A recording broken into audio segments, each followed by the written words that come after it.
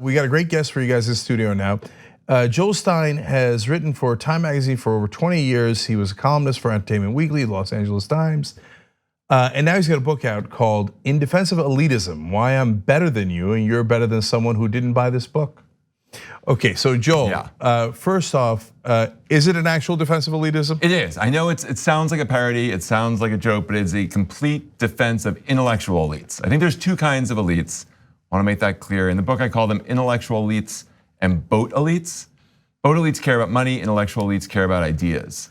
And I think the nation and really the whole Western world has turned against people with education, people who know what they're doing, and everyone wants to just operate from the gut. And it just makes me very scared. And I think it's what's leading us towards populism and nationalism and authoritarianism.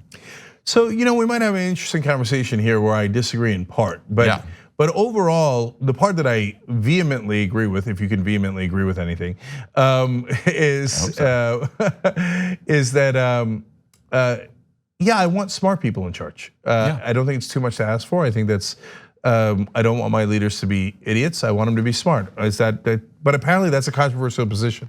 It is. I think people find, and this has been true for a very, very long time, long before Sarah Palin.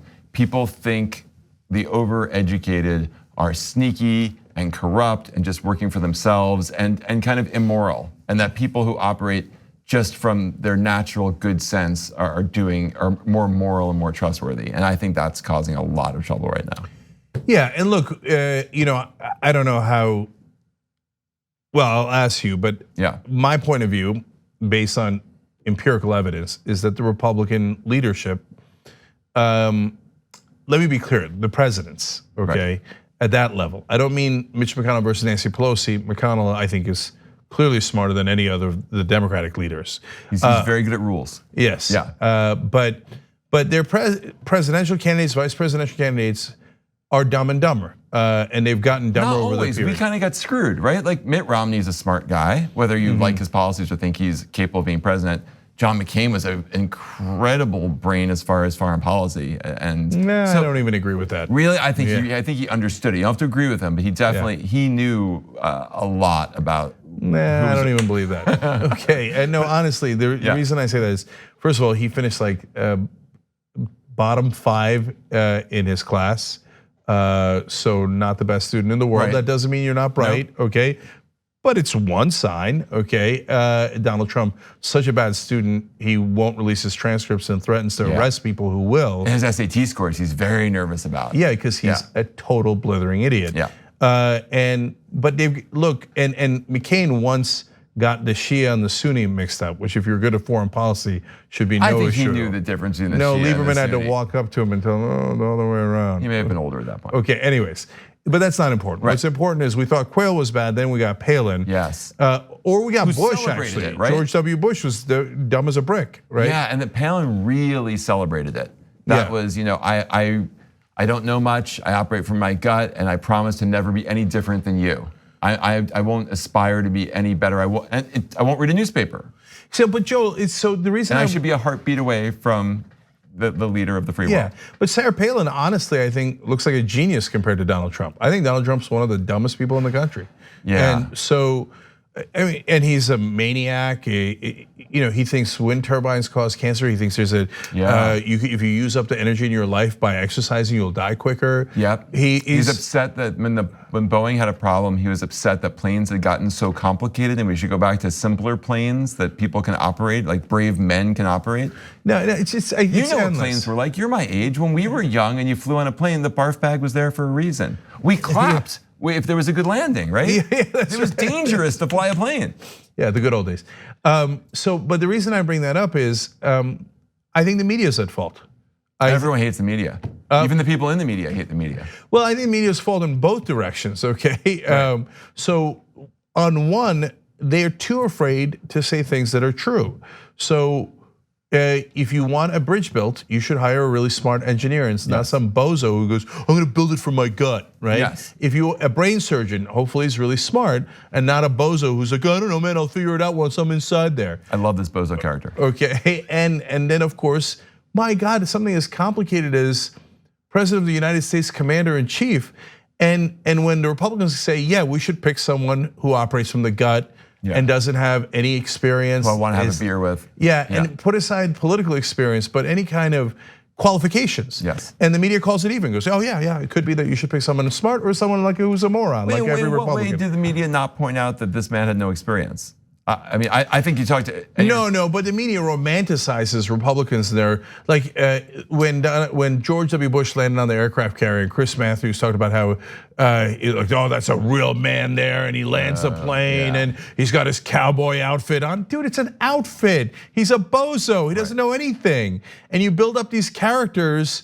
Like, oh, well, George Bush does it from the gut. What does that mean? That means he's stupid. Yeah, no, I think we're on the same page completely. This is what drove me crazy and made me want to write this book, because I think it's happening in all kinds of fields. I mean, most obviously with the presidency, but I fear that we're like retreating into the dark ages and we're gonna really regret it. And I thought, like, when we were growing up, I thought if there was ever a moment of nationalism in our country and the whole Western world, that there would be an economic collapse or a natural disaster or war. But this is an unforced error. And that's why I tried to write a funny book, is like, we need to step back and realize how ridiculous this is. Like, things were going pretty well, and then we decided to burn it down.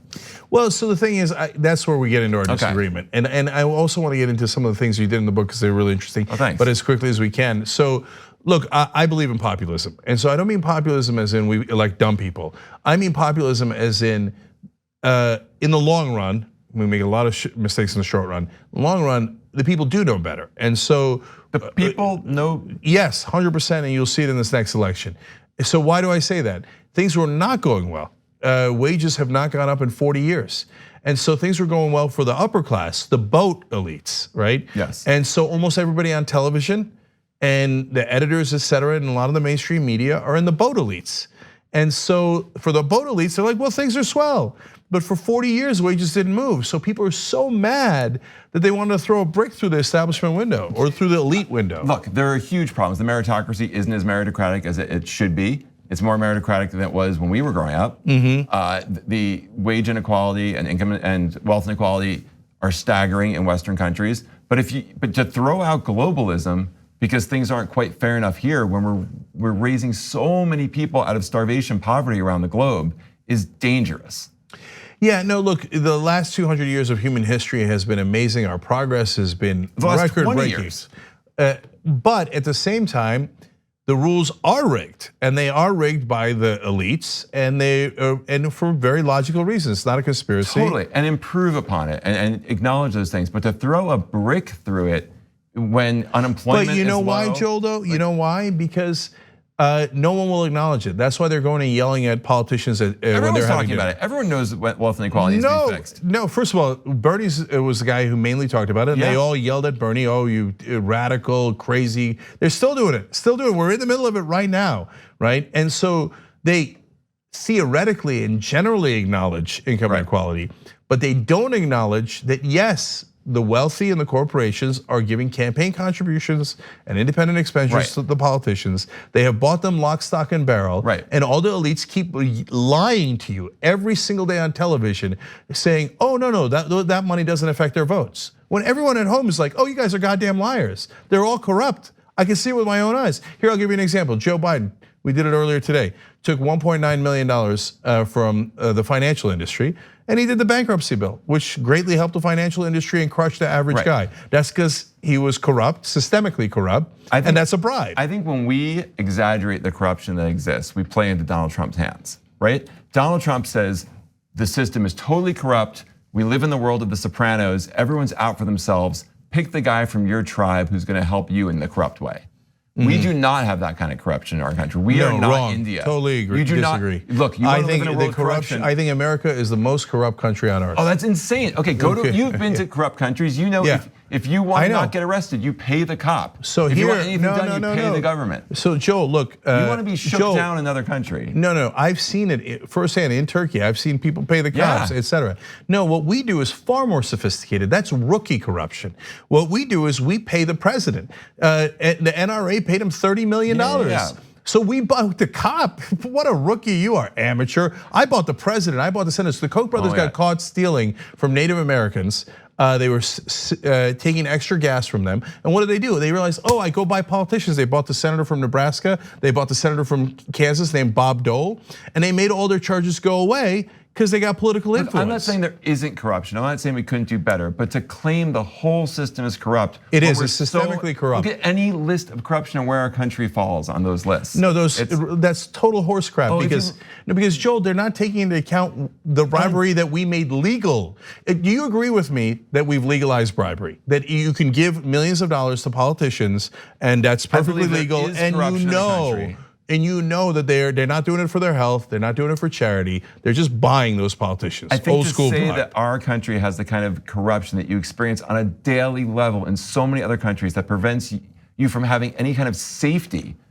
When you build a railroad and in India and you pay someone to put crappy stuff in your rails and the train derails in months. No, I don't think we're at that level of corruption. Well, how about Monsanto paying Trump and the Republicans and going, hey, you know what? Trains, again, amateurs, will poison the whole country. Opioids will poison the whole country, kill 30, 40,000 people a year. Right. But hey, I paid off all my politicians and all those people. They let me do drug selling, they let me do loan sharking, payday lenders, etc. Do you see what I'm saying? I totally see what they're saying, and I agree that the system can be much, much better. I think destroying it is a foolish response. No, of course, I'm not looking to destroy it, I'm looking to fix it and help it. Totally. And so the way you do that is you get the money out of politics, you do public financing. We actually, we had a good system in America from 1938 to 1978. It was actually, it had plenty of flaws. Right. But in terms of representing the average American worker, it was actually pretty good. And then the Supreme Court destroyed it by allowing bribery. So that's why I say it's a balancing act. Don't go with, hey, that guy's got gut. I'm gonna prefer the stupid guy instead of 99% of the world's scientists. On the other hand, when the elites say everything is fine, I think that's what brings it to a boiling point. I don't think the elites don't say everything's fine. The elites love complicated solutions, right? They don't think, there aren't a bunch of elites going around like there are so many people on the populist side saying we can solve the Middle East. Like we know things are complicated and they require a lot of attempts and fixes and that things can get much better. And I think things are in many ways better than when we were kids, as far as the meritocracy, as far as no way. Like think about your UPenn class and who got in and how they got in compared to now. Yeah, but remember, 40% of those classes now, including at Harvard, are legacy admissions. Oh yeah, but it was worse when I was there. Okay, right? I mean, so it's improving. It can improve faster. I would like that. Look, it's too long a conversation. We're out of time, and I still got to ask you one last question about your book. But Marianne Williamson just told me I'm going through my second puberty. I've got a lot on my head right now. So. Okay, all right. She's up next. That's why Joel says that. But look, I think that in some ways it's more of a meritocracy. In a lot of ways, it's much worse. The student loan debt, you have no freedom because you're now indentured servants, etc. But now to the thing that I really want to ask you, there's all these amazing things in your book, but the one that you spent time with the Dilbert cartoonist Scott Adams, a huge Trump fan. You talked to Tucker Carlson. Yep. You were the mayor of LA for a day. So love the book, and it's thanks. And so. But there's one part I wanted the audience to know about. Roberts County, Texas, you went to the most Trump supporting district in the country. This was the county with the highest percentage of Trump voters. Yes, what did you find? I haven't spent a lot of time in rural Christian white America, so I had some prejudices going in. I had read Hillbilly Elegy, so I expected like an opioid addicted mama with few teeth. This was a particularly well-educated county. I found the people I learned a lot about a better way to live from them because they are not quite as phone addicted and they have a really tight community because it's so small. And I also felt like I thought they could teach me how to live, but I didn't love the fact that they were voting. They complain that people in Washington and Austin are making laws that don't really consider them. And I think there's some truth to that, for sure. But I also feel like they were passing laws that worked 30 years ago and weren't considering the global world we live in and the repercussions of taking that away that we have on their iPhones and their Walmarts and their day-to-day life. That's interesting. So my sense of the Trump voters is not that they're malicious and vicious to everyone. I think that they're probably really good to people in their own community. Yes. But that they're insular, which just kind of goes to the point you're making about that town. Yes, but they knew more about my life than I knew about theirs because they watched TV shows and they travel to cities, whereas I've never been to a place like that. So Right. So I felt like I was equally as insular as them. Right, but I doubt, and maybe I'm wrong. Maybe I'm wrong. I would be shocked if you hated the others, people who are not like you. But a lot of Trump voters do hate the others. That's also what I mean by insular. Yeah, I felt like they didn't hate the others on a personal level, but they didn't like change, and they didn't like the loss of power that they were feeling as white Christians. Yeah, in America. because they used to run everything. They wanted things to stop. They wanted to shut things down, not deal with other countries, not have immigrants, and that's the really dangerous part of their philosophy. It is, and I think you nailed it there. I think that's really an important point, which is that it's not that they necessarily want to actively oppress others, although it certainly seems that way at times. It's that they liked being on top. Yes, and they want to preserve the culture that they feel like their people built. And they don't want any change, and that to me is really short-sighted and really scary. And well, look, on the other hand, I get it in the sense that they did abuse, like whether they intended to or not, they did abuse minorities and others. And so they abused their position of being on top. And so now they're also scared to death that it's gonna happen to them because they're doing projection. They think, well, we lord it over them, so they'll probably do it to us. Well, I think it's even more than that. I think you don't notice speed, you notice acceleration. And so they're not noticing that they're still in charge. They're noticing that they are in charge less than they used to be. And that kind of change is really, really an existential threat, and they're willing to embrace Donald Trump, who none of these people I think would have liked as a person, in order to try and preserve their life. All right, Joel Stein, the book is called In Defense of Elitism. Thank you for joining us. Thanks for having me. Thanks for watching this free clip of the Young Turks. Don't forget to become a TYT member today. For more exclusive content, join now at tyt.com/join.